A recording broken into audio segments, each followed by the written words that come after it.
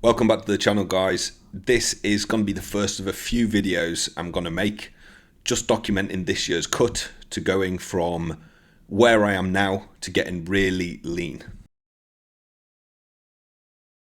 We're currently mid-April, so I'm going to be showing you what I do in terms of training and cardio, what I eat, and what I've got planned cycle-wise to go from this to this. Nothing's going to be off the table, and I'm going to be showing you exactly what I do with the tools available. So hopefully it'll inspire you to do the same.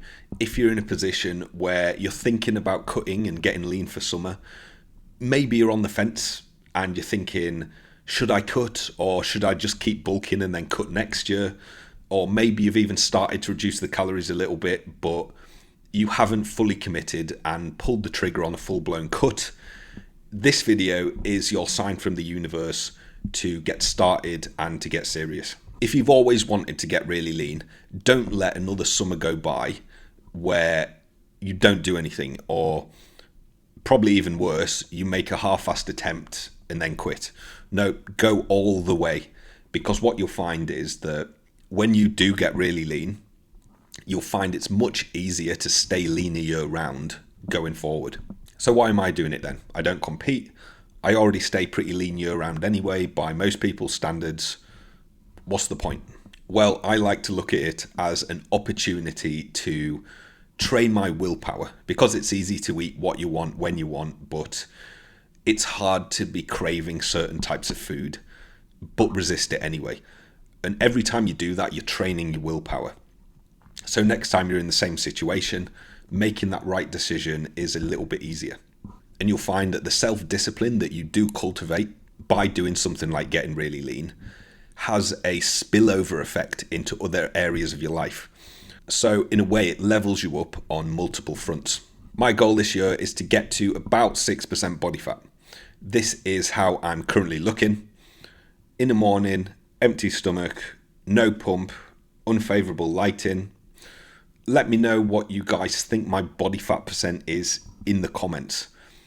If I was to guess, I would say it's about 12 to 14%. And this is really probably the most body fat I do put on. As I say, I do stay pretty lean year round by most people's standards.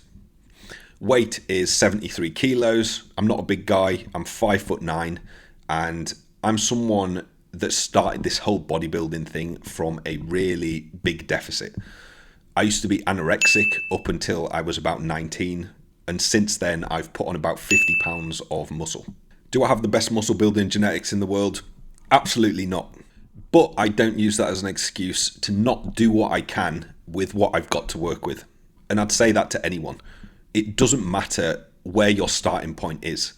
Focus on what you can actually control and what you can actually improve on, and try not to worry about things that are outside of your control, because ultimately at the end of the day it's just a waste of time. Easier said than done, of course, but I'd certainly encourage anyone to try and do that.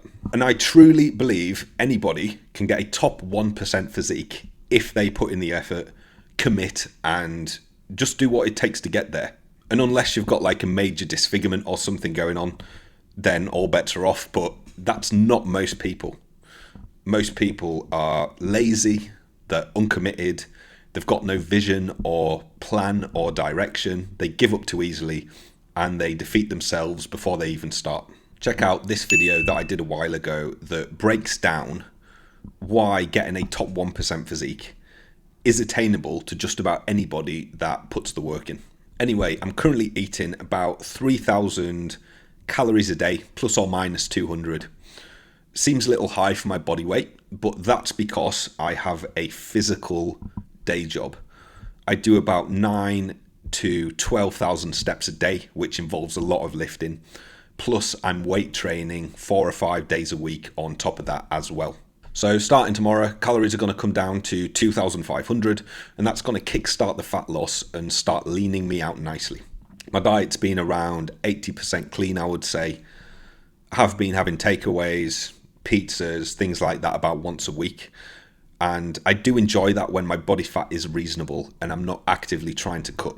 I'm only human. I'm not a machine that can stay in diet mode year round.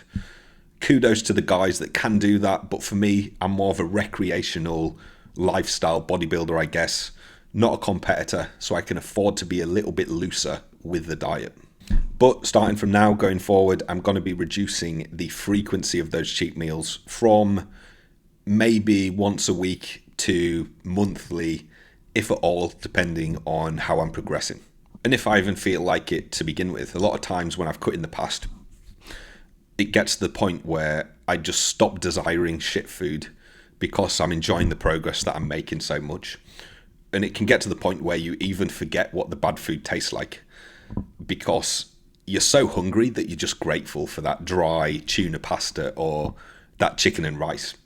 Now, normally that's not very appealing, but when you take away those high calorie dense foods that have been desensitizing you, it can reset your taste, and you'll find that combined with an increased baseline of hunger, that you actually start to enjoy the more boring plain foods.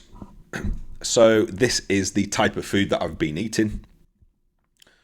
Basic, tastes pretty good. You can make big batches of it and then put it in Tupperware for the freezer. Jasmine rice, lean 5% minced beef, bit of onions, bit of spinach, bit of garlic, 2 eggs per meal here, little bit of chorizo and herbs for added flavour, salt, pepper. Macros on this I'll put on the screen. 45 grams of protein, 85 grams of carbs, 20 grams of fat, around 670 calories in total. Another meal here, again, basic stuff, nothing fancy at all.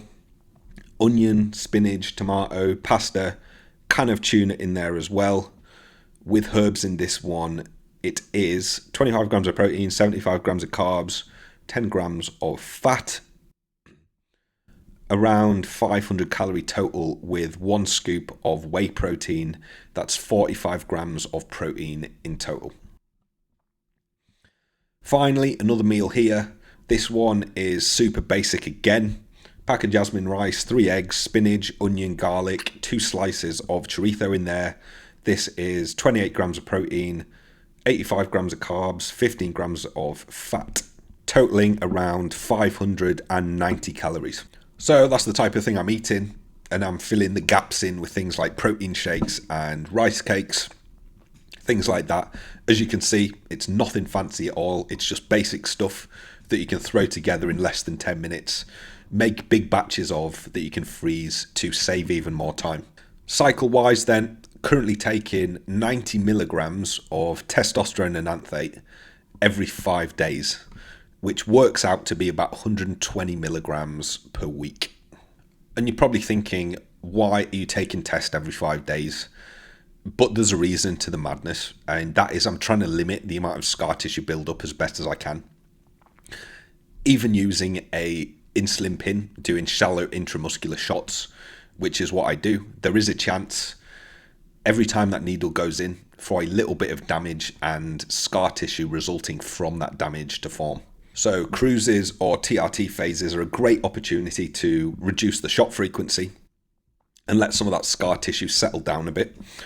And if you combine it with things like massage and deep tissue work to actually break up some of the scar tissue that has formed, when you get back on cycle and increase your shot frequency again, you've reset things and you have a better starting point.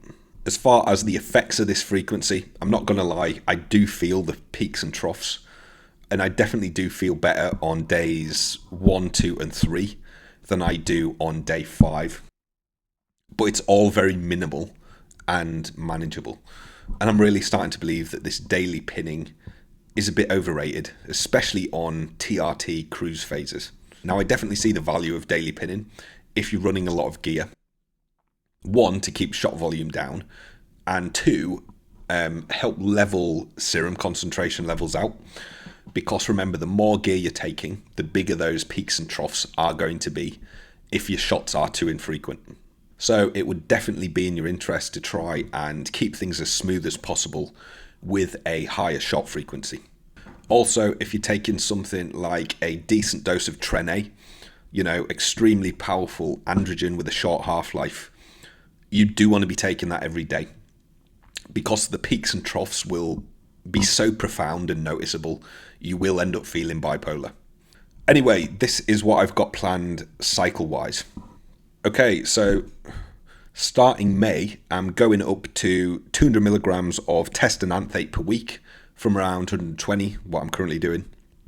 And I'm also going to be adding in 200 milligrams of Masteron and anthate. And I'll be running that throughout the whole cycle, which I'm planning to be about 12 weeks. Starting June, so 5 weeks in, I'm going to add to that 35 milligrams of Tren per week. So 5 milligrams a day. Seems like a tiny dose, but all I'm looking to get out of the Tren is the anti-catabolic effects via the glucocorticoid receptor antagonism that Trenbolone does so well. And for that effect, you don't need that much at all. Finally, last 4 weeks, when I'm very lean, I'm going to be adding in 25 milligrams of Anavar a day for 2 reasons. One, to leverage it sublingually pre-workout, when I'm probably going to be struggling to maintain gym performance due to the calorie deficit. And 2, to bring about a final cosmetic polishing to my physique. That's the cycle plan. In terms of fat burners and things like that, I'm going to see how far I can get with just the 500 calorie deficit. And when things slow down, I'll probably add in 10 minutes of fasted cardio with Yohimbine and slowly increase time on the Stairmaster to get even leaner, as opposed to just continuously dropping the calories. But we'll see how we get on. That's just the plan going in. Things will probably change as I go forward, and if they do, I will let you know.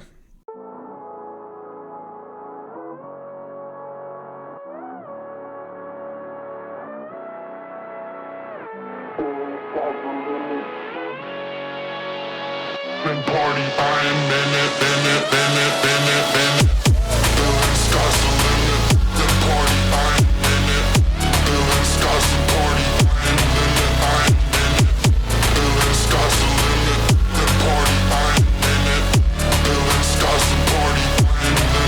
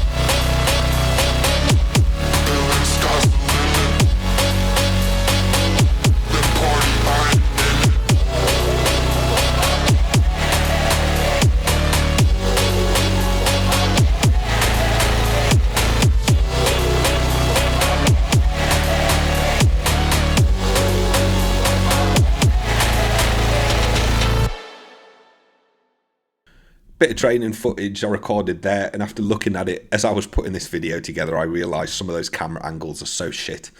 And I don't want to be that guy that brings the tripod into the gym, because those people absolutely do my head in. But I might have to just go for like midnight sessions or something, and when the gym's completely empty, to try and record some actual footage. But I'll see what I can do. Anyway, thanks for watching, guys. Drop the video a like and subscribe for more of this content. Check out the blog, enhanceplayer.com, for sourcing, coaching, and consultations. See you next time.